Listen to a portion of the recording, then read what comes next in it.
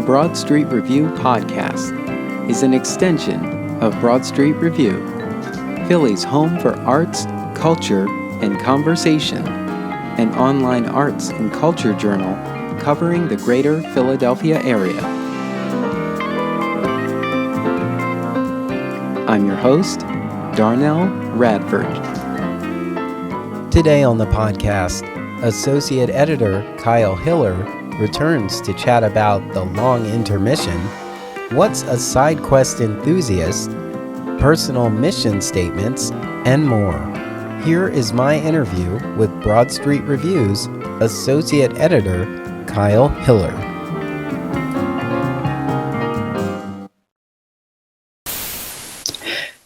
Welcome to the podcast. I'm your host, Darnell Radford, and today I'm in the virtual studio with Broad Street Review's Associate Editor, Kyle V. Hiller. Hello. Kyle, welcome back to the podcast. Thanks for having me. It's funny because before we met up, I was freaking out because I was like, oh no, I didn't send Darnell show notes. But then I reminded myself that I'm the guest this time on this podcast. I'm so used to not being the guest. So I was already in interviewer mode. I was like, wait, nope, fall back, chill out. You're good. Just show up. And as a host, I don't send show notes. So I'm just gonna wing it. So maybe this is your fault then. Like you didn't show me show notes. And then I was like, oh no, something's missing here. And my brain did not connect the dots until now. So I'm sure I will take full credit for it. I think I've thought about it over the years. I've been, rep radio since 2009, Broad Street Review, in its sixth season. And I thought about it. I was like, I just send like the most audacious email to someone like, hey, thought it'd be great to have a chat. I'm free on these dates and this time. Really hope we can work something out. And it's kind of like locking you into a yes, because the only way to respond is to tell me which one of these dates is, works for you. and no one has ever turned me down. So I guess it just kind of works out. I'm going to try that strategy. Thank you. I don't know. I just, I guess it was just, I knew I would love to talk to them about it. So they can either not respond or they respond with options. And I think it's also something I picked up somewhere that was like, to avoid having a million back and forth emails, you just simplify that process by letting them know when you're available, what are the time frames, and let them find the window that's most convenient. But the funny thing about that is in tech, if a vendor were to send me an email like that, right in the trash. Right. Absolutely. See, I can't wait to read the first book that comes out that talks about email as a language, right? Because it is a completely different way of communicating. And I think there's so much nuance to it that we really haven't talked about it. For instance, I know whenever I'm just like making a pitch to some other, for some other gig or whatever, I always say, looking forward to hearing from you, assuming that like, yo, I know you're going to email me. Like, just I'm just waiting for you to send back. I'm not saying I hope to hear from you soon. No. It's coming back to me. And if it doesn't, so be it. And if it does, great. I was being truthful. I do look forward to it. And I don't know. I feel like I've gotten more responses ever since I've started implementing that kind of forward confident language in my emails. So yeah, and the art of writing an email is, it's fun, especially with someone who is just, probably has ADHD like I do. It's a lot to ask. Yeah. And I think having, I guess we are media personalities. Sure. It's like I never own up to any of these titles. It took me a long time to realize that I'm a journalist, because I don't write anything. It doesn't mean I'm not doing that work. But I often think about, I also want to be authentic, right? But I'm figuring out a system that kind of works. And I just, I'm thinking about like, what if someone looks at all the emails they've gotten from me and they all say the exact same thing? Really looking forward to chatting, like at the very end. Right. And it's like, is this like a boilerplate thing he said? It's not even him. It's like like an intern who's just dropping all of this at fill in the blank here and Right. so on. But Yeah. it's just about being consistent. And that's how it works. I also remember I was watching Last Week Tonight with John Oliver. Okay, right on. And he did and now this, where he pointed out how James Corden asks the same question to every guest. Yeah. And so he did it back and forth. It was like 30 different examples, and I was like, oh my God. So at the moment they sound so authentic. it's weird because I think so. I actually do the same thing for my podcast, which we could talk about later, of course. But I pretty much go into every episode with the same questions, and it yields such different answers. And I think that's really fascinating to see how people interpret it too. And I try to have the questions be a little bit more open ended instead of them being these really, kind of stiff questions like, "What do you do for a living?" Like, and it's like, well, what do you want to forget? If you had a move set in life, what's the one thing you would forget? And you're just like, whoa, what does that even mean? Why do I want to forget something? And just that introduces a whole new context of things. And because people don't really think of certain questions, it's like, what kind of muffin was the last muffin you ate? I don't know, but let's think about that for a second. Because why did you pick blueberry in this moment? Who knows? There could be context to it. There could be some sort of nostalgia to it. It's the little things. And emails are the little things that we talk so much about, right? So Definitely how we communicate with each other, just if you can tune into that nuance, you've got something special. Yeah. And I think it's the thing I like most about podcasts. There's something very rapid fire about them. Yeah. And it is kind of a stream of consciousness where you're just sort of in the moment. Like I always say, I do have some bullet points to kind of touch on. But in general, I'm going to take this conversation where it leads us. Yeah. And I'm going to find a way to steer it towards a wrap up, at some point. It's the emotional arc, It's the excitation, the tension, and then the climax. There you go. Absolutely. Yes. Okay. So to swing it back around, I'm going to, so welcome back. I mean, the last time we had a chat, we were in person. Mm-hmm. We were in a museum.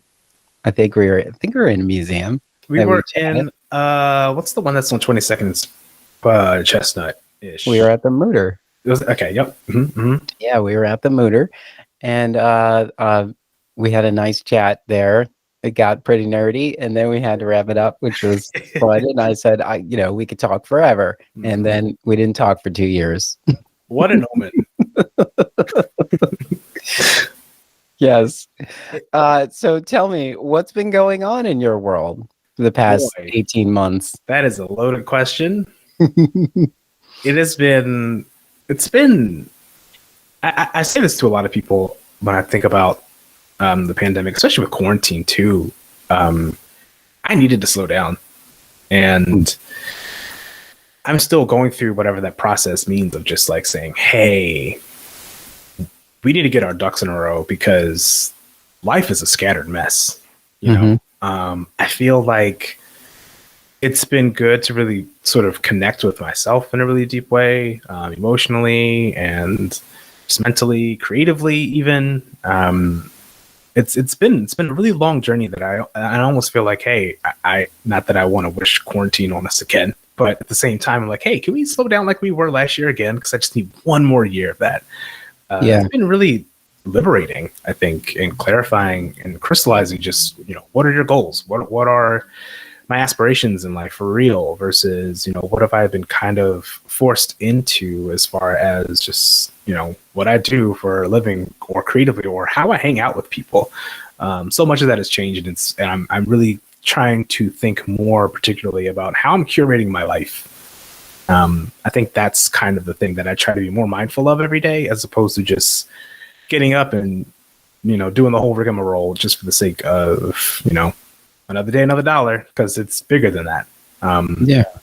So yeah, that's kind of been, I guess, how I've been feeling through the whole thing. I'm trying to reinsert myself back into society. I'm trying to do things more outside and things like that, and spend time with friends and loved ones, etc. But at the same time, if I didn't have all that time to just slow down and contemplate. I don't know where I would be, emotionally, mentally. I don't think I went into quarantine in necessarily a bad space per se, but I know that I had a lot of things to work on.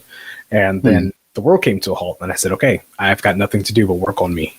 So it's been great, man, though. It's great. I kind of felt the same way.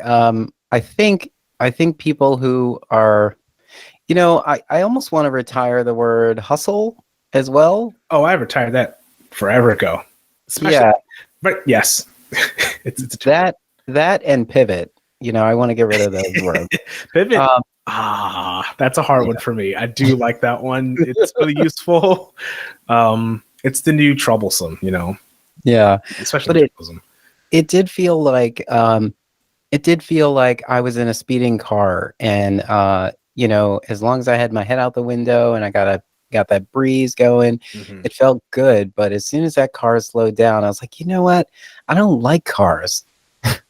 Right. I don't actually like driving in cars, and it wasn't completely that, but I was like,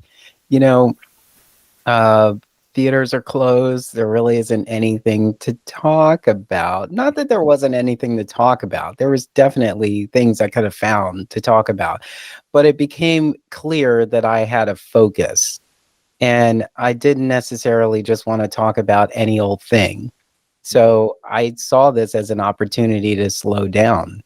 Yeah. And I said, okay, this is kind of great. Now I can kind of sit back and sort of observe all of this and, take stock and think about some of the things that I haven't been able to do. Not that everything I was doing wasn't what I wanted to do. It's just, it's what you want to do until you realize you have options.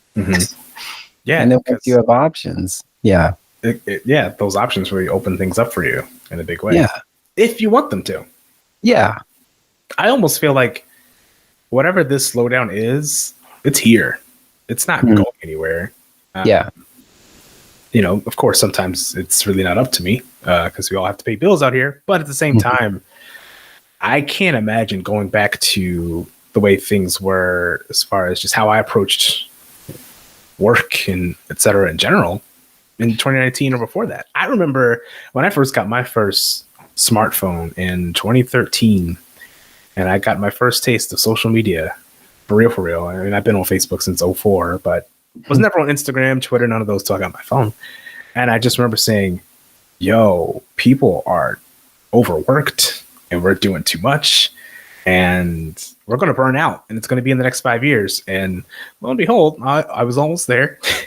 But I, had no idea it would ever be like that. But it really forced people to really think about, what am I doing?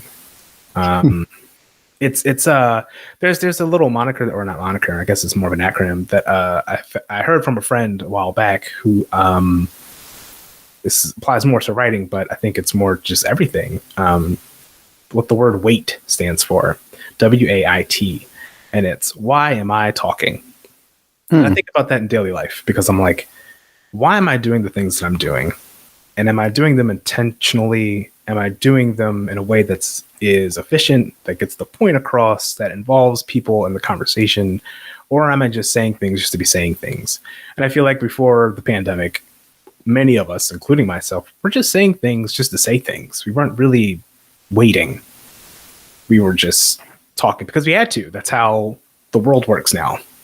You talk and you talk and you talk and you do and you post and you write and you write some more and you do it a lot. And it becomes a vicious cycle of what the heck are we doing and why so much of it? So I don't know. I hope people adopt the WAIT mentality a little bit more in this part of the pandemic. Yeah. I was we're watching the final episodes of Insecure in their final season on HBO, and there was just this moment where the character Molly is looking back on a couple of things and she says, man, I really was doing the most. Yeah. we really were doing the most for a whole decade and didn't say nothing about it. And Mhm. I can't imagine us going back to that. And if we do, then we missed the whole point of this. Yeah. Well, think about the last 10 years, for example. We were coming out of a financial crisis, Mm-hmm. 2008, 2009. There was an adjustment in arts and culture where we were thinking about, how do we keep moving, but we can't move at the pace or at the magnitude that we were moving at before. So they scaled things down. Things became more intimate. Yep. And we really started thinking about what is the urgency of what we're doing right now? And I remember actually saying, something along the lines of what artistically presents urgency for you now. Like those were one of the questions I would ask Oof. at the end. And it's such a heavy question because you don't think about it. If let's say you're an actor and you got your new headshots and there's 10 potential roles you can go out for. So you just throw them all out there and see what sticks. What's the urgency of being a part of any of what you just put out there? Unless you're just thinking like, got to get paid, I have to be consistent about that. Or are these truly, pieces of work that you want to be a part of and like attach yourself to? And sometimes you lose sight of that. Yeah. When you're just like, when you're in this grind and you realize that that's just part of what you have to do. Mm-hmm. And, so that was always a heavy question, but I always looked forward to that answer. I think I like to ask people something similar. At least lately, I've been wondering, what would you do if what you did was all you had to do in order to make ends meet? What's the one thing you would do? It doesn't have to be something that's 40 hours, 9 to 5. It could be 10 hours a week. It could be 5. It could be 500, whatever. There's not 500 hours in a week, obviously. But, that's if you have the love for something like that, then go for it. And I don't think a lot of people have been able to answer it.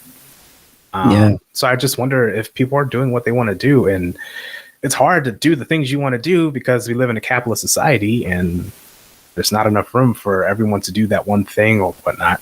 But just imagining it, it doesn't have to manifest itself into the real world, but it's good to hold on to that vision because it could come to you eventually.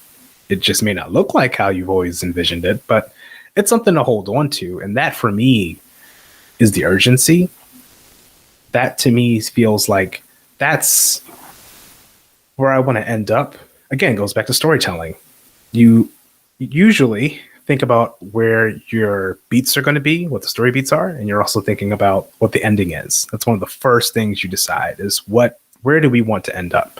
And we think about where we started, right? We're always thinking about like, oh, I came up doing this and that and third. It's like, all right, dope. But where do you want to go with that? And that comes from being able to thrive and have the chance to actually do that. That's such a privilege in our world to just be able to have the space to be like, okay, I'm going to do this. This is what I want to do. And to have the wherewithal to it, to have the people around you in the support system, that takes a lot of luck. It takes a lot of work. But at the same time, just having it in mind is worth it. Yeah. So, yeah. Yeah. And there's so many explanations. There's so many ways to, present that. It's sort of like, the begin at the end, and so on. Because if you set out for a cross country trip and you didn't know where you were going to end, like how do you start? How do you know you haven't already started? Like where are you going? Exactly. Yeah. That's that is a deep thought. And it can be kind of a rhetorical question that just makes you sort of slow down and say, I don't have that answer and I need to. And that in itself is an answer. If you don't know, then all right, got something to think about. Yeah. So how do you answer that question? Oh boy. I You know it was coming. I know. I walked right into it. I think creatively, at least, I'm thinking a lot about interactive narrative design. As we all know, I am a huge video game nerd. I like games in general, not just video games, but tabletop games or anything that just has that gaming element. I think it's important because the interactivity of it is really interesting to me because people can have an impact on telling the story. And I think I would love to, contribute something to that in that world. And also, it's something that I've always wanted to do as a kid. I just never saw people do it. And luckily, we have things like YouTube and the internet where we can see other people doing those things and see what does it mean to be a narrative designer, to be able to intertwine gameplay and interactivity and rules and mechanics with storytelling, and how it gets to a point where you can tell that story through so many different means, whether that be environmental storytelling or whether it be through just music or whether it just be actual dialogue and other conventional means of storytelling. That feels like the pinnacle to me. That feels like the thing that I want to master, I suppose. It's the thing that I really want to practice with, on a regular basis, because that in itself is I think, that to me came to me during the pandemic. Is that, what do I want to do? Because I wasn't really sure. I wasn't able to create for years. I wrote a book in 2018 that I never published because I was just unhappy with it. I didn't like it.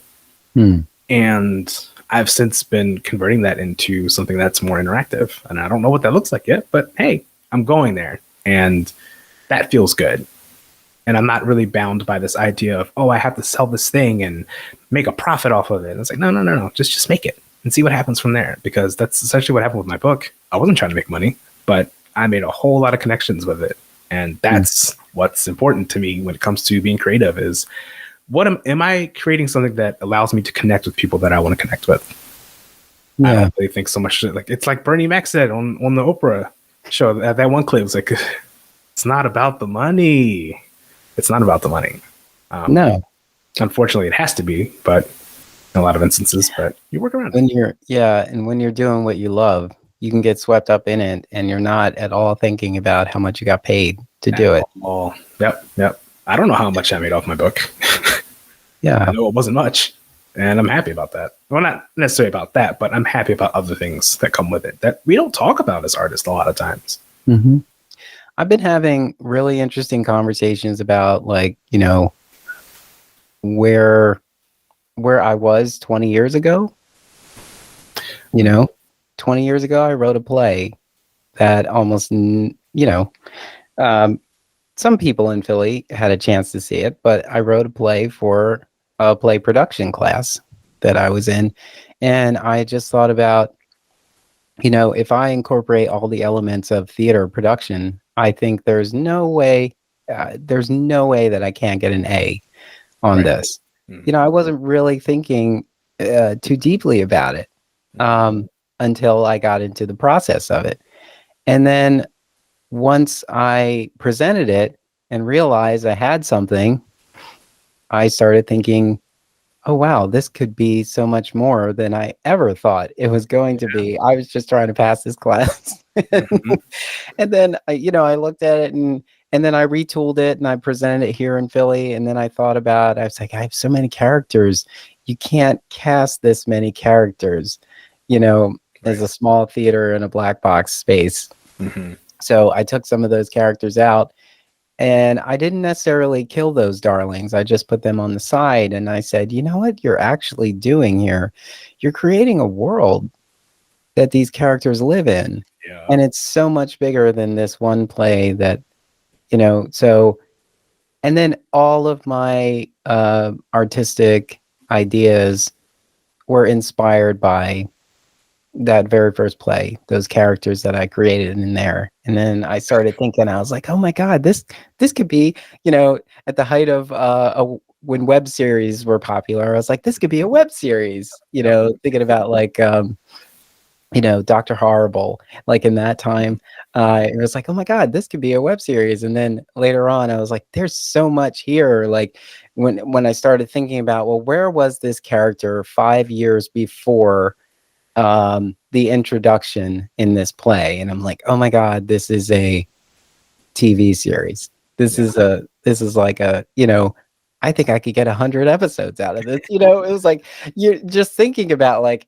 wow, this is how you build out a world. And I didn't realize I was like world building. And then, I didn't even think about how what's so interesting about that world building is also what I like about video games, like RPGs. Yep. They're open world games. Yep. And so when I'm in them, I never want them to end. I never want to, get to the final level. I just want to roam around and just exist in this world. There's a lot of fun. Yeah. So it's just it's so crazy when you think about it. If I had an element of gotta get paid, while I had that idea originally, I would have never had so much of an experience through just envisioning what could come out of this. Like, the name of my company is Emery. It's the name of one of the characters that I wrote in the first play that I produced. Yes. So, and I think about all of those things. I was like, wow, I was really laying a foundation. So, when somebody asked me, like, what, if you were to ask me that question, like, what would I be doing if I had the time to slow down and really think about it? I've always said that I bring people to the table with what they bring to the table. And in general, that is what a producer does. Yeah. Absolutely. And so I said, that's it. I'm a producer. I have all these other ideas, but ultimately I'm a producer. I bring people to the table with what they bring to the table. Yeah. So a few things. See, what you're creating, and a friend of mine pointed this out because we have like weekly writing sessions together. And he said to me, because I've been doing the same thing for the past 20 years, essentially rewriting the story that I wrote in high school, the 150,000 word book that I wrote senior year of high school, while everybody else is out partying and stuff. I'd be coming home, I'd watch some anime, play some Final Fantasy X, and then I would write for several hours. That's just what I did. But it's the extended universe that you're creating. Like my friend calls it mine, like the Hillerverse. You know what I mean? So like for you, it's like the Darnelliverse. So there we go. That's like you're creating this world and spending all that time. I think that's a really beautiful thing. And I guarantee you there are a lot of artists who we admire in pop culture that have been sitting on these ideas that we're in love with now for so long. It's just like with we've all read the stories about how Squid Game was something that the guy wrote 10, 15 years ago and been pushing it for so long, and now it's here. Phenomenon that's happening right now. But even if that was written back then, who knows how long they were writing it before that? We don't know that part. So there's so much magic to, I think we spend so much time or energy thinking that we have to push this thing out in a certain amount of time. This arbitrary clock that's going off that says you have to publish this thing or do this performance by this time. And that has a lot to do with just the fact that bills got to get paid. But at the same time, if you have that freedom where you aren't bound by that, you can create what you want and you can take the time to do it. And that's the thing that we're learning, that we have the time.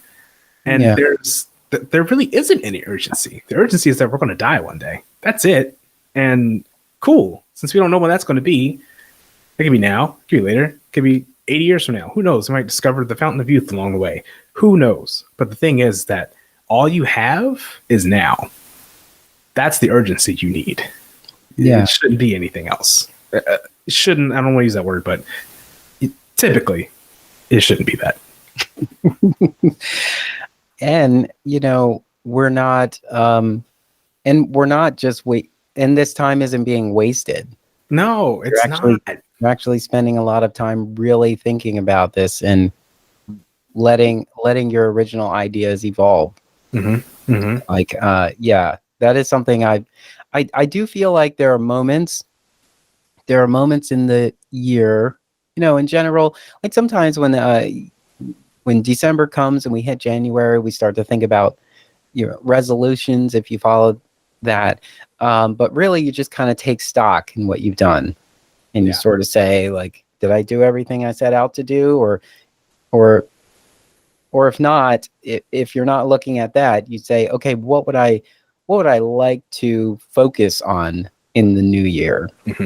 You know, because it's not really about what you weren't able to accomplish in this year. It's about like looking forward. What would you like to focus on? And when I thought about the pandemic, you know, before the pandemic, I was thinking 2020, new decade, new, you know, not necessarily new me, but new decade, evolved me. I'm in a new decade. I will be 40 in 2020. I'm 41 now, and you know, there are some things that I definitely know, like I would like to work from home. I said something very generic like that. Like, I would like to work from home. And if I were to work from home, I would be focusing on, you know, my own company and not necessarily someone else's work. And I had no idea that the pandemic was going to allow for some of that to happen. Yeah. And, you know, literally 3 months later, I was working from home. And I said, you know, this is kind of what you asked for.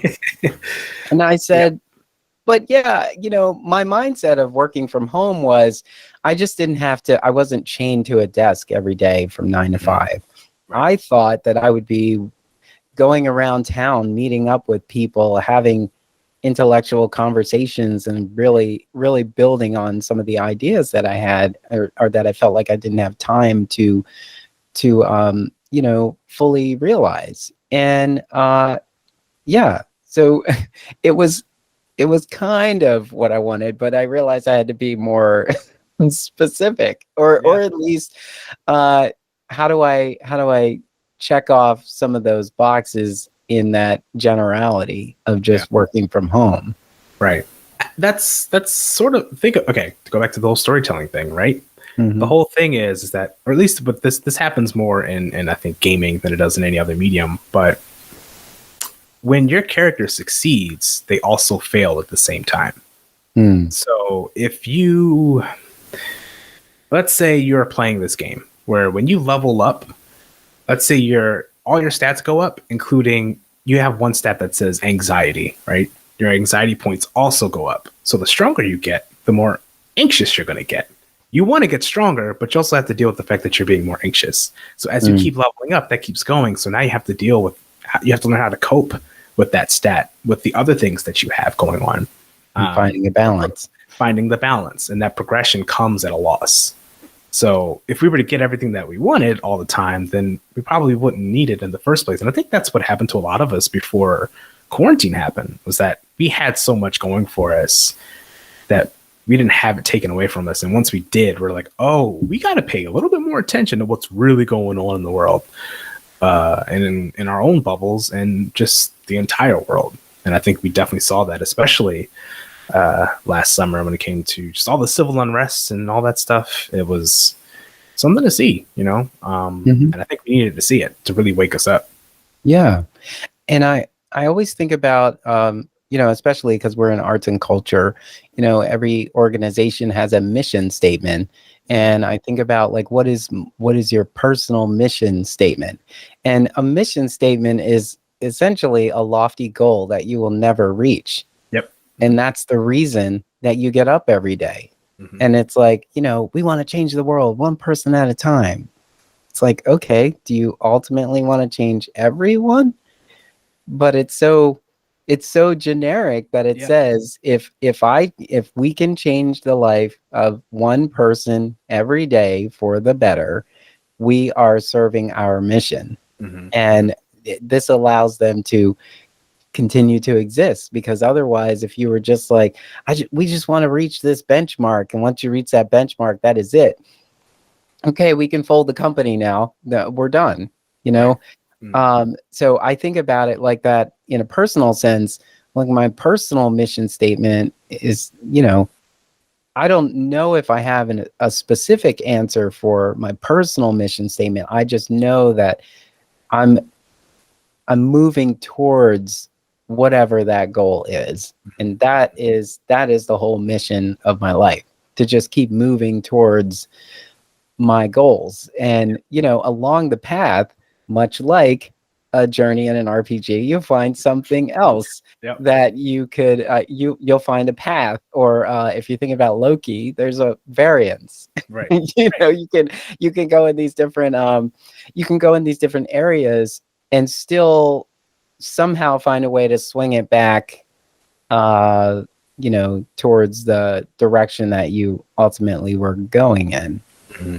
And you never know what you're going to pick up along the way.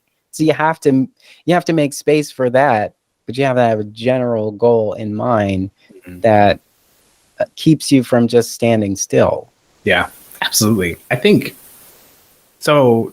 One of the things about me, if you know me personally, I make analogies to life, to basketball all the time. And one of the Sixers, Tyrese Maxey, starting point guard, because we don't have that other guy. He said something one day in the off season. He posted something on his Instagram and said that he wanted to get 1% better every day. Didn't say anything about getting to 100 or 200 or 365%. He just said 1% every day. That's it. That takes a lot of pressure off of this idea that we have to go hard every single day, that we have to get everything done every day. It's just no, 1%. What's that 1% that happened today that made you better than what you were yesterday?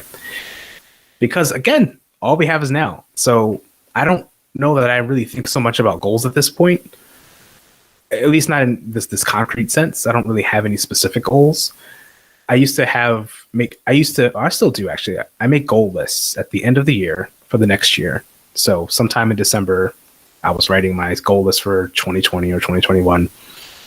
And every year since about 2014, when I started this, my goal list has just shrunk. It's just gotten smaller and smaller and smaller, from either 20 items that were just astronomically ambitious to just, here are the 4 things I want to focus on this year. And that was challenging, right? And it's, again, when it comes to things like writing, less is more. And, our editor-in-chief, Elena Johns can attest to that, because when I was first writing essays, they were like, hey, here's 1,500 words when we need to get it down to 1,200. And ever since then, it's getting to 1,200 is actually kind of difficult for me at this point, because I'm just like, this is what I have to say, and this is all I have to say it with. And that's good enough. That's fine. That's that 1%, just saying, hey, look, I'm thinking about this and I'm going to be moving forward to the next 1%. But at the same time, here's that. And that's all it needs to be. It doesn't have to be this massive thing. Small things. Tiny little bites. Just Halloween candy all day long. That's all it is. Yes. Fun size. Exactly. Just fun size bites out of your life every day. That's all you need to be doing. Yeah. Absolutely. And I think there are people that feel like, whenever I hear someone say, it's got to be perfect.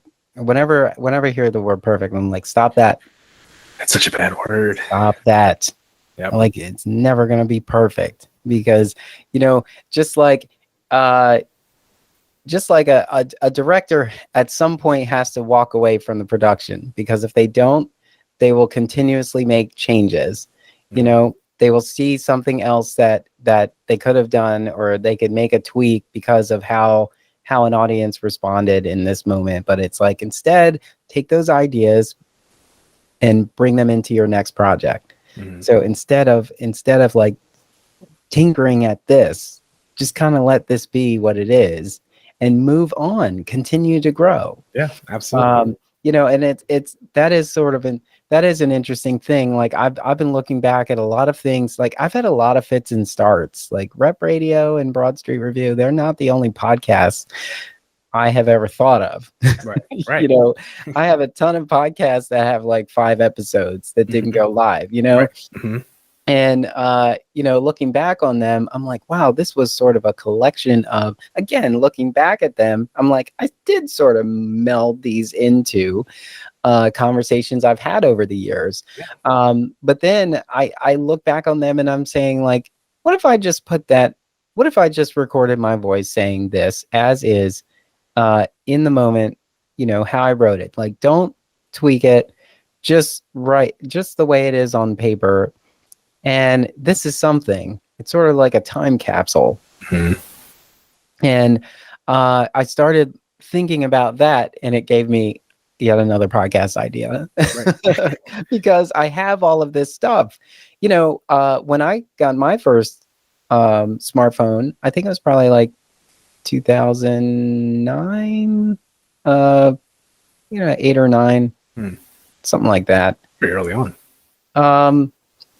It was like shortly after the iPhone came out, because I remember our boss, the CEO at the time, the place I was working, came into my office and said, I think my husband's buying me an iPhone.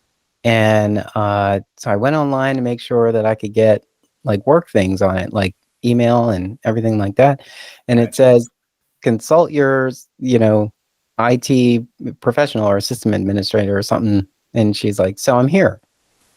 And I said, okay, give me like 10 minutes, give me like 20 minutes or so, and I'll pop into your office. And I went to the website and I was like, I don't know anything about this iPhone.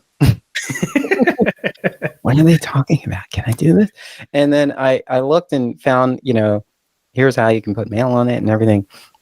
And I said, yeah, I can support this. Mm-hmm. And then, when she got it, I was like, well, I have to have one because I need to support her. Yeah. And then, later on, I guess probably around 2010 or so, I started working for the fruit themed technology company, and I started taking notes. I just started taking notes, and I realized, I'm like, why are you taking these notes if they're not going anywhere? And it was just my train ride to the site. I was writing them down, and I said, I'm going to write until my stop, and then that's it.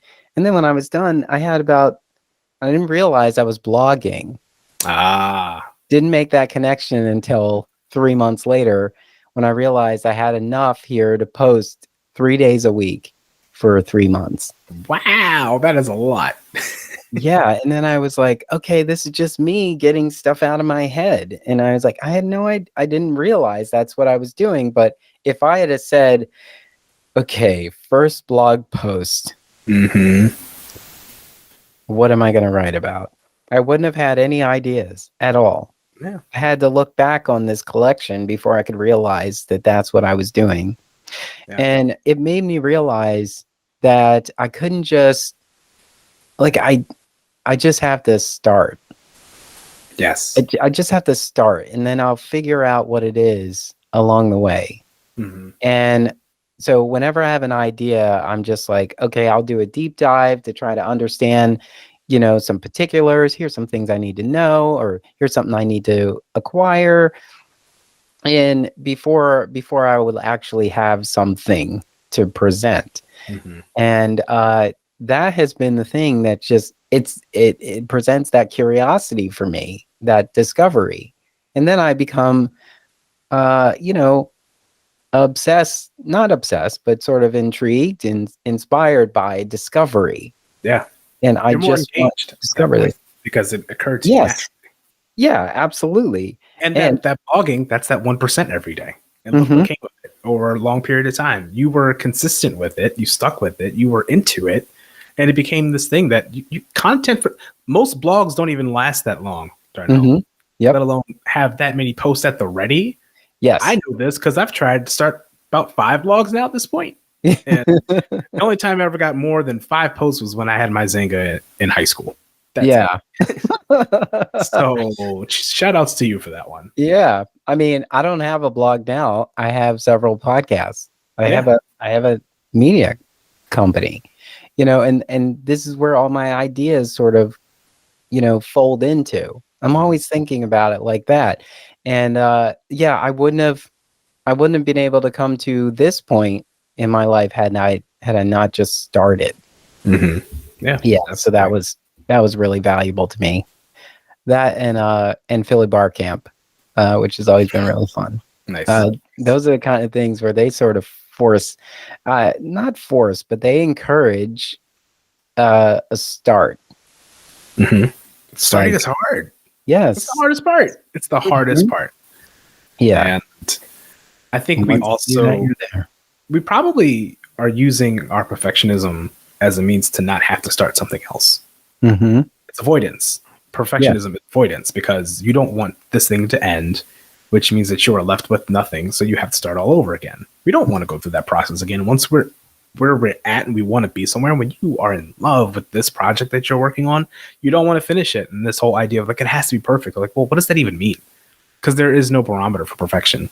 It doesn't exist. It can't exist as humans, you know? So, it keeps you stagnant, you know? Yeah. In an odd way, I felt that way about books. I was like, I don't want to get to the end of this book. It'll be over. Yeah. And then I realized, well, when it's over, read another one. You know? So now I can't consume a book fast enough. And I don't know if I had talked to you about audiobooks, but I definitely have I'm definitely into audiobooks. I feel like podcasts. Yeah, That's how I read books. I listen to them. That makes sense for me. Consume so many of them. Like when I worked in New York, I would get on the train and I would queue up an audiobook and to and from, and next thing you know, it was like 3 months and I had gone through like 13 books.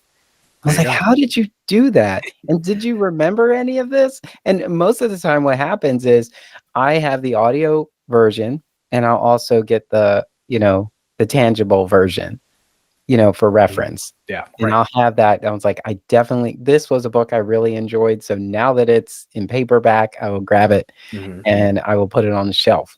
Even when I take the train to and from New York, I have to stop at the Drama Bookshop because I have to buy at least 3 plays. And I'll buy them, read one on the way back, and then I have 2 on the shelf that I haven't read.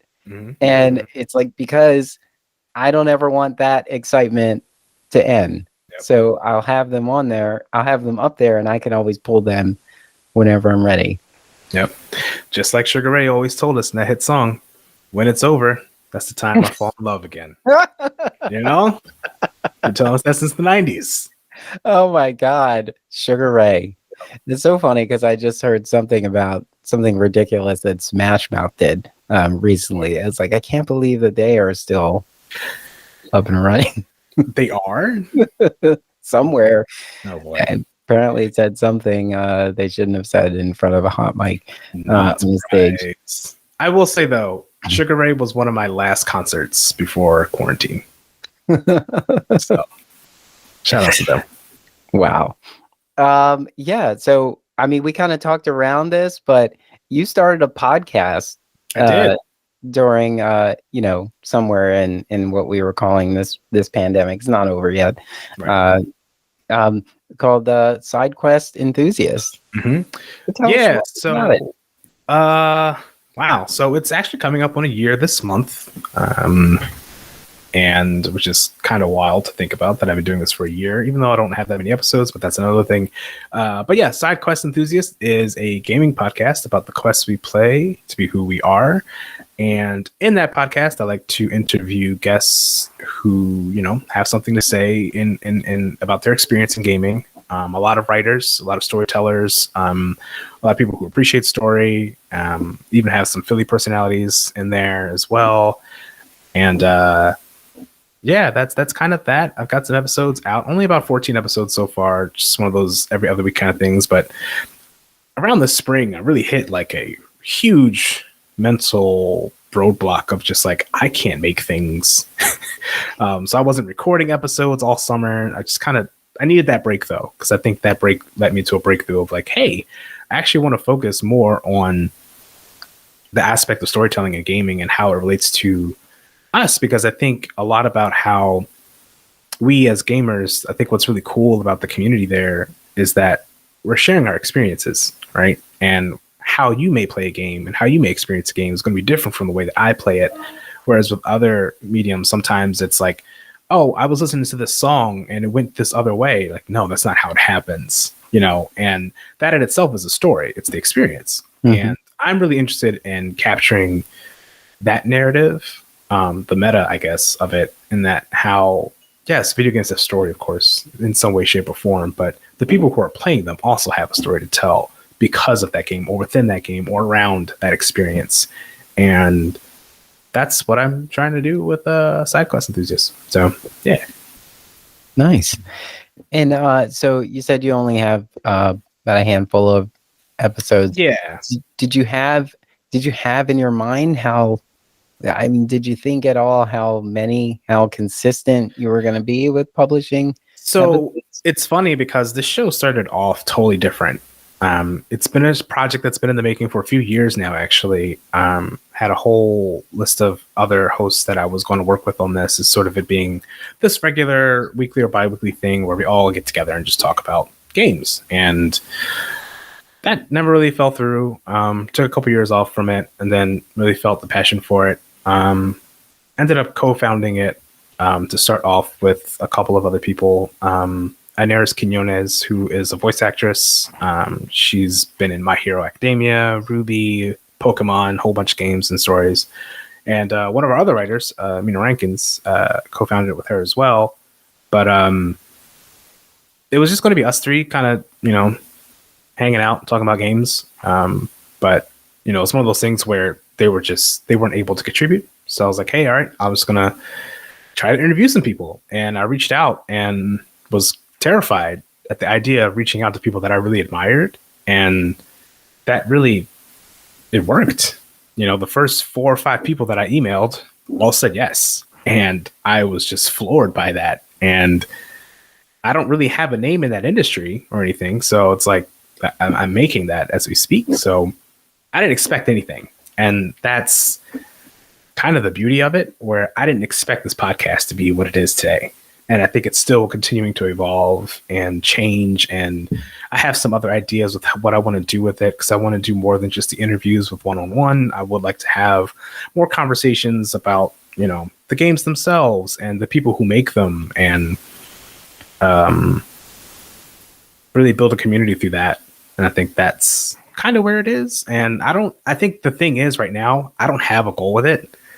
And that kind of, I have some ideas of what I want to focus on, but as far as goals, I'm actually trying not to adopt any just yet, because I want this to happen more organically, because I have made other podcasts and blogs and etc.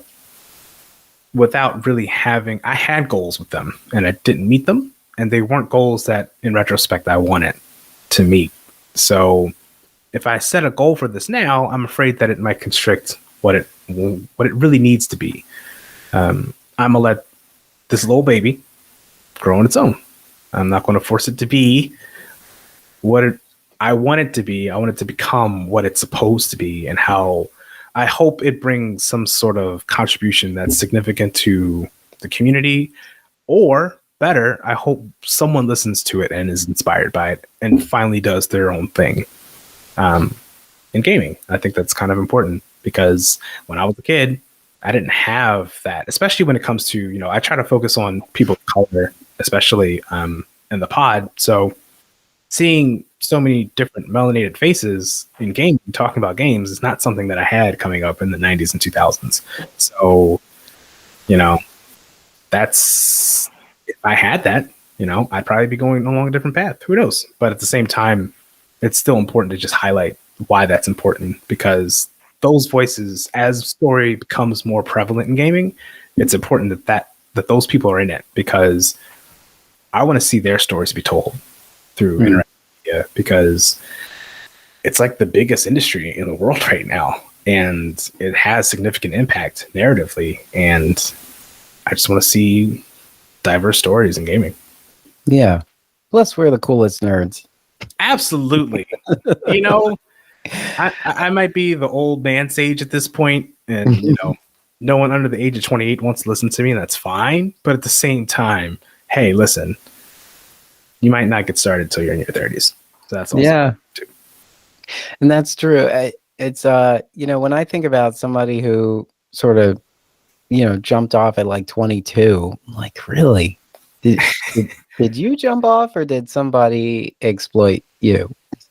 Yes. how do you how do you manage to know what you want to do at that point? But then you think about a lot of celebrities who were child stars, or you know, they have this moment where they sort of have a breakdown, Right. and they have to regroup and Mhm. figure out what it is they actually want, and that's when some kind of meaningful change comes. I'm thinking about like musicians who maybe started out as a pop star, and then you know, later on as they reach 30 or they get close, you know, their sound changes, you Mhm. know, they start to mature and and you know, you know, it's changing along with them. Mhm. And because, you know, I mean, I don't know if did you ever think NSYNC would be NSYNC for the next 40 years? You know, like, would they still be? We're gonna. This is a little ditty that you might remember. You know, It's like, already at that point. Um, it's funny let's go to because Vegas and meet. I That's feel what we do. like, yeah, right. I think with artists, it's so interesting because we tend to pigeonhole artists too, where if you are a musician, you have to be a musician for the rest of your life. You have to play that kind of music for the rest of your life. There's no room for evolution, right? And it's like how I feel like with Will Smith, for instance, I'm pretty sure people forget that he was a rapper. You know, everybody just knows him from Fresh Prince of Bel Air or Independence Day and all the other summer blockbuster movies that he's in. But he's Mhm. also at that point where it's like he's 50, he's not as relevant as he used to be. So people who are younger, who are first discovering Will Smith, aren't going to discover the Fresh Prince. They're going to discover his movies, his films first before anything, Yeah. most likely. So their perception of him is going to be different than if someone like me who came up listening to Fresh Prince before the Mhm. show, it's like, all right, how do I categorize them, right? And I think that's when we start getting into conversations about what is category, what is genre, what are we expecting artists to be, and I think that gets in us where we think we have to be this one thing for all eternity because it makes sense for everybody else. It's like, no, honey, be whatever you want to be and change it every 5 years. You know, our bodies literally are different every 7 years because all the cells and stuff. I don't know. I learned that from Grey's Anatomy. But at the same time, like, we are always going to be different people at some point in our lives, and that's Yeah. okay. It's okay to pivot from one thing to the other. So, Mhm. you know, I prefer the term evolve. I know. I'm gonna use evolve. Uh, yeah, that is so interesting because you don't realize that the same sort of style that came from Parents Just Don't Understand is Mhm. also what kind of inspired, you know, Fresh Prince of Bel Air. Yeah, yeah, You know, exactly. and I think it's kind of interesting when you hear a celebrity, you know, or some artists um, evolves, you know, kind of changes their style, their sound, and then they call them a sellout. It's like, Yeah, they're a sellout because they, you know, they reached a different point in their lives where this is now what is interesting to them. You know, maybe they've had children and now it changes everything they wanna share with the world, or maybe they've tried to figure out how to find you know, some sense of peace, and now it shines through in their art. right. And you know, but they always look at it, oh yeah, you know, I like that old school, I like that original, you know, whenever it was like, okay, but that was me then, Right, this right. is me now.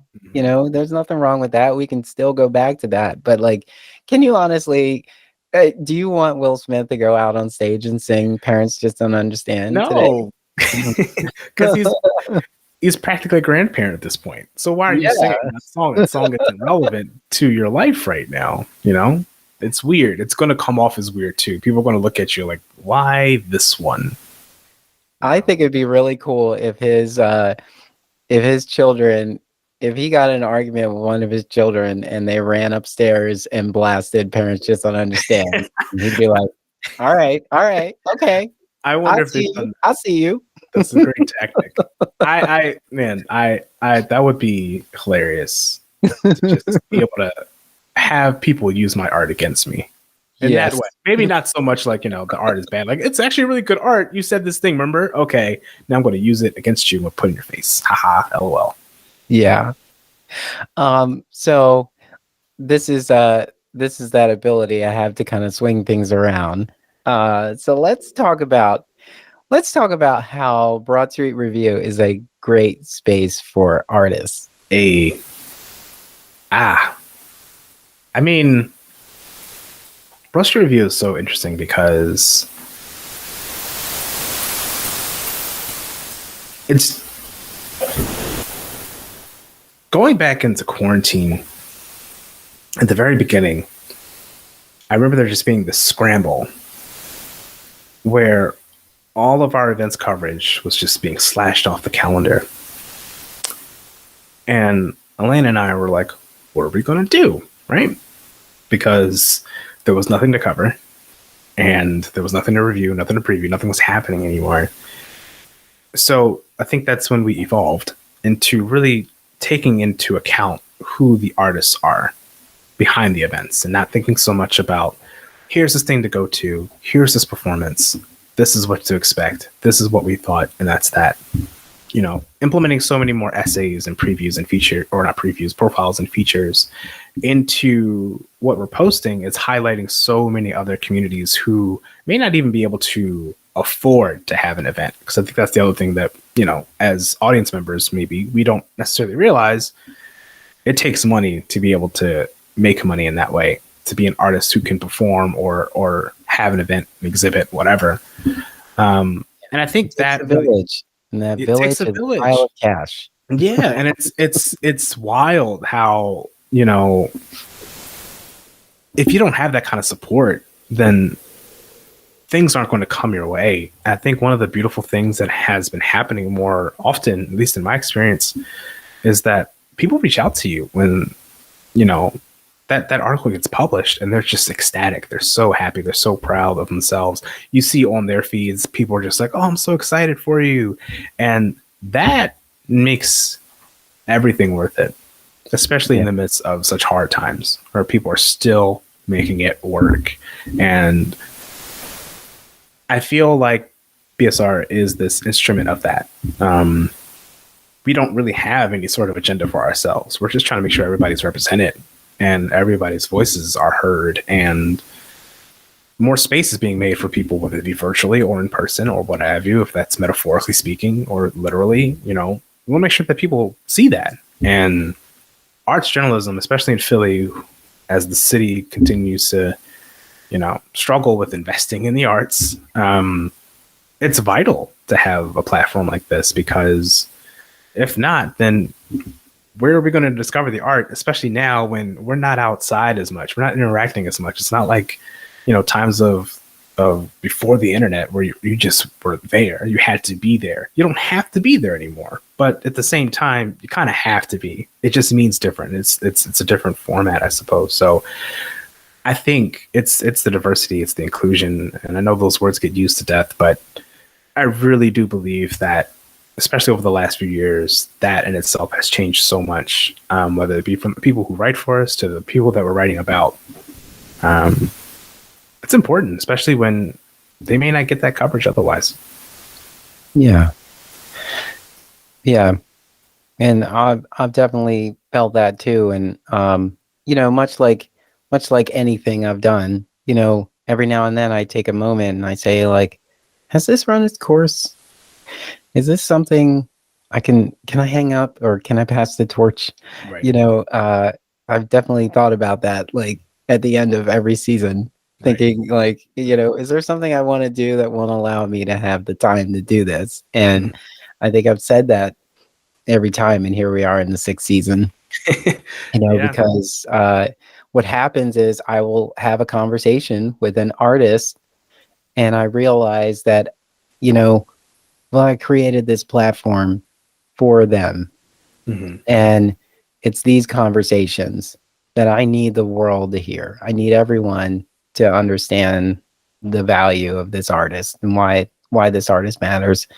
and whatever I can do to help shine a light on more of this creativity. Hopefully this will inspire someone else Right. to become one of these collectives of artists as well. Mm-hmm. So yeah, those were those were some of the things, like, I didn't necessarily know that that's what I was going to find in all of this. Mm-hmm. And I'm often saying, like, I'm not really thinking about this one's going to be a hit, like this one's going to be great. Like, I can't wait for everybody. Sometimes I'll stop recording and I'll start editing, and I'm like, this is going to be great, or this is going to be something that I really hope resonates with people. But at the same time, I'm gaining such a benefit. I'm getting such a benefit from this as well, and I believe in it because I'm moved by it. Yeah. Mm-hmm. And so it just sort of pushes me to continue, supporting and celebrating artists, because if there were several rooms I could be in, I want to be in the room where all the artists are. Right. It's important in there. Yeah. It's important to kind of go off of what you're saying, as far as just like when you have that interview and you think that's going to be the hit. Even the interview itself, it's already a hit because you feel that, right? Mm-hmm. Other people may not feel it, but that's the vibration that keeps you going, right? That keeps you in line with the frequency of the thing that you're creating. And I wonder what percent of artists experience that at some point, where they're just, or how frequently they experience it, that they're like, do I want to do this? This is it? Is this the last one? And then either you keep going or you don't. And I think a lot of that comes from that one conversation that you might have had, that one thing that someone said to you. Because we are artists too. So we need that reminder from other people, even if it's coming from our own work. And there's value in that. And if it's something that can resonate with you, and it's something that resonates with the person you're speaking with, and it's going to resonate with other people too. We may not hear about it, as the creators, but at the same time, it's not even about that. It's about doing something in cultivating this body of work that has meaning, that has a mission that either you have in mind or someone can adopt for themselves and say, hey, this thing has value to me, so therefore I'm going to stick with it. People who are reading Broad Street Review, the people who may see that one thing about them are all of a sudden, they're going to subscribe. They're going to subscribe to the newsletter. They're going to subscribe to, they may even donate. Who knows? It could be one of those things where they're part of the community at this point, and they're learning about other artists too, and seeing other opportunities of just being like, hey, I want to check this person out. And then that's how you start building things. And that starts to avalanche into this thing where the community gets stronger. So Broad Street Review, in a way, becomes the glue to the community that's already doing its thing. We're not necessarily the ones that are making the community, but we are highlighting it, we're spotlighting it, and we'll make sure that people are connected through it. And because if we don't have that, then we're not going to create anything. So, that's why platforms like this are important. And that's why it's important to just do the thing you want to do, even when those days when you don't want to do it, especially now, it's so hard to stay engaged. Especially as we start having conversations about urgency and why are we doing this, etc. Trying to stick to your mission is far more difficult now than it has ever been. And the fact that you're still doing this in the midst of all this is really impressive. It should not go understated. Yeah. Now I think about, sometimes you might feel just a little bit overwhelmed. That just means today. That's just today. There was a lot going on today, but stay the course. It's temporary. Just let it slide. Yeah. So we are approaching the holiday season. It's kind of here. It's already here. The Halloween season starts on October 1st. Thank you very much. I know. I just want to give. I want to give like a boo to a certain drugstore with 3 letters, because the day after Halloween I could not find any discount candy. Right? Yeah. They are not messing around this year. They moved it out It's not in the budget. Overnight. Overnight, it was gone. Like, we don't have time for it to sit on the shelf at half price. No. It is out of here. Or maybe somebody came through and had the same idea and just snatched it all up. I don't think so. There are too many of those stores. One of them was 24 hours. There is no way. There is no way you were cleaned out in 2021. Right, exactly. All years. No, that's not happening. Yeah. Yes. So I did ask Elena whether she had a game plan for the holidays. Do you have a game plan for the holidays? How do you get through? Zero plan. That's how it is every year. I don't usually buy Christmas presents until the very last second. Mm-hmm. And I'm a really great gifter, I guess. But if I do buy, because also, first of all, my family really doesn't do Christmas presents and stuff like that anymore. So it's just like 3 or 4 people that I might get gifts for in my life at this point. But Christmas for me is about spending some time to do absolutely nothing.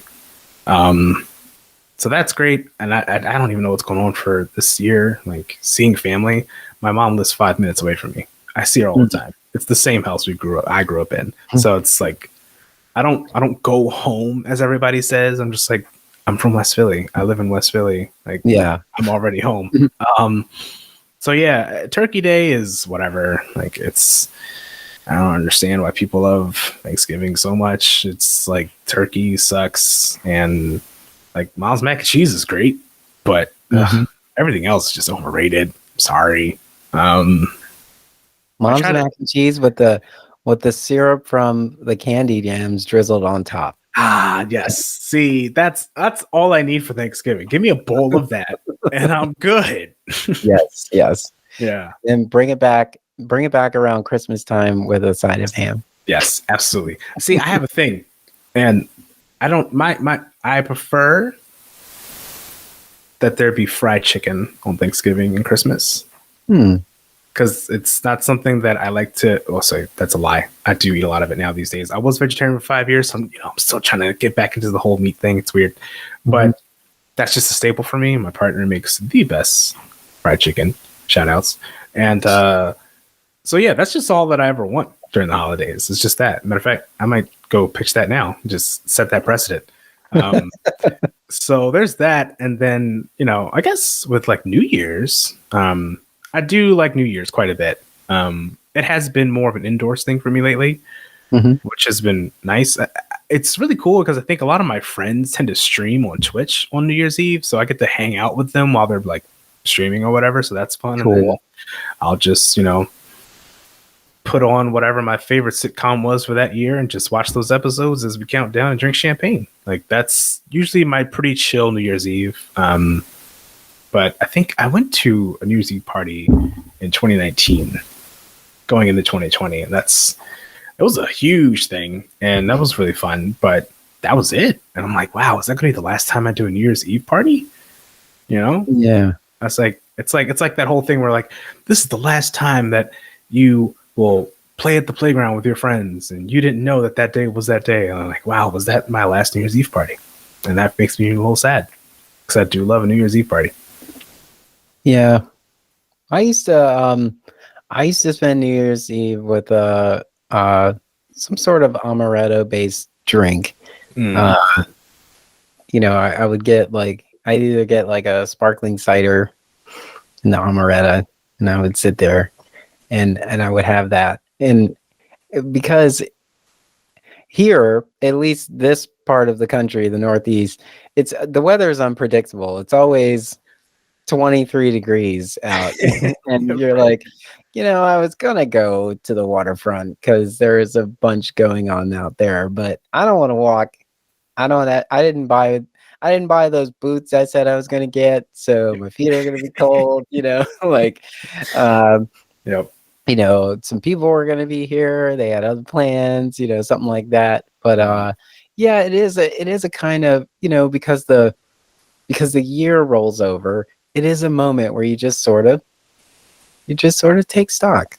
Yeah, absolutely. Reflect. And as easy as you can. And the BBC used to be something you could set your watch to, like BBC America, but they've been making changes, so you can't set your watch to a new Who, because they're not always on the same. They're not always on Christmas. So I think it's on New Year's this year or something. You know, so there's like everything's changing, you know? So instead of like falling apart about everything you expected, you just realize things are changing, so you can make an adjustment. Create your own traditions. Exactly. That's opportunity, y'all. You don't like the holidays? Pick your own. That's what I do. Yeah. There's usually some kind of marathon if you do end up watching TV. But now, actually, I've purchased quite a few board games, and they're more fun now. Yeah. So I think you really start thinking about, like, who do you really spend a good amount of time with when you have the opportunity to spend time with people other than yourself. And what can you do in that time? And that's something I've been looking forward to, and I feel like I've acquired a new game to play with them every time some sort of gathering makes sense to happen. So that's been good. And it is kind of interesting how I've always loved games, and I've always had a game system that had way too many games I could play. I always had, my smartphone doesn't have as many games on it. Yeah, there's one that just passes the time, and that's pretty much it. Yeah, I have games that I haven't. I never start them. Yeah, they just says, "Oh, this is a cool game. I'll download it. I'll buy it. $4.99, no problem." Still haven't opened it. It's a problem. Yeah. But I do enjoy the board games, which it's funny because they're all fairly similar. They're all about building some sort of it's like a deck building, like a stable building kind of game, and they just have different themes. But some of them are more complicated than others. Some of them are just easy. But once you realize the formula in there, you're like, oh, okay, I like this one a little better than the other one. Yeah. So yeah. So that's been good, and it's always a fun escape to pull out the obnoxiously large. Like, I don't know how large everyone's Cards Against Humanity pack is, but they just get bigger and bigger. I just every now and then I go to their website and realize they have a ton of packs that that I just didn't even know existed. I didn't even know they had expansion packs for that game. Yes, they do. They have a ton of them, and they're broken down into themes. There's like a nerdy pack. There's like a sporty pack. There's like, yeah, it's crazy. But yeah, they're not a sponsor, so I'm not going to talk too much about that. Yeah. But yeah, I mean, those are the things that I'll look forward to, just hanging out with people that matter and playing games, and really just trying to ignore the day job for a minute. Yeah, that last week of December is a sacred time for me. That is, I'm not doing anything. Don't email me. Don't call me. Don't hire me. In fact, fire me, please. And I'm all blocked out. Yep, yes, exactly. It's just like totally unplug.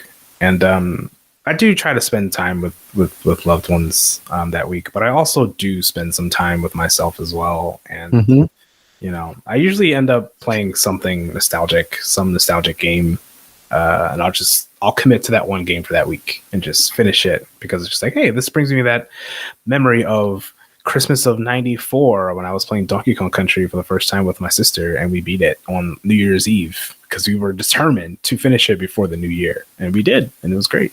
So, something like that. It's always nice. Yeah. Yeah. All right. I think we touched on a lot of things here. We sure did. It's so funny. Listeners, I always have it in my head that these are going to be like a 30-minute interview. Nope. And that's never the case. So thank you for sticking in there with us. Let's just wrap this up by telling the listeners how they can support Broad Street Review. I mean, we are accepting donations on the website. I'd be really grateful. You can become a friend of BSR as well. That's always lovely. Monthly donations as well. And yeah, that's. I don't have the website address on me on hand. I got it. You got it. Yeah, thank you for being more prepared than me on that. Kyle, the last time I spoke with you was just as thrilling as this time. I don't know why we don't spend more time. Because the pandemic happened, but we need to make that change. It's not an excuse anymore, especially like I'm getting my booster shot next week, so I'm just gonna be so social. It's gonna be great. Got mine on Monday. Hey, congrats. Yeah, so that's good. So let's I'm gonna pin that. I'm gonna pin that for real. Yep. We're gonna make something happen. Some point this winter, we're gonna have a hangout. It's gonna be epic. Yeah. And I hope the listeners found some value in this, because I definitely did. Thank you, Kyle, for taking the time to come chat with me in the virtual studio. Kyle V. Hiller is the associate editor at Broad Street Review, and you can search for all of Kyle's contributions on BroadStreetReview.com. And then, Kyle, thank you so much for taking the time to nerd out with me. It's always a pleasure. And just like the last time I said, there's so much we could talk about. And I think I'll look forward to the next time that we'll be able to nerd out on the podcast again. And we'll try to keep it under an hour and a half this time. I promise. Yeah, we'll try. No promises. So no promises, but it might be a goal. Go for a walk. Set a goal for yourself. Right? We're going to start breaking this into 2 parts. Yeah, this might be a multi-part episode. I'll find a way. Once I realize how much it is, actually. I think we're gonna have a part 2 here. But it was truly a pleasure. Want to get involved with Broad Street Review? Head on over to our website at www.broadstreetreview.com and click Get Involved at the top. While you're there, help keep us running and click Donate to find out how. Connect with us on social media on Facebook and Twitter at BroadST Review. Thank you for helping to keep the conversation going.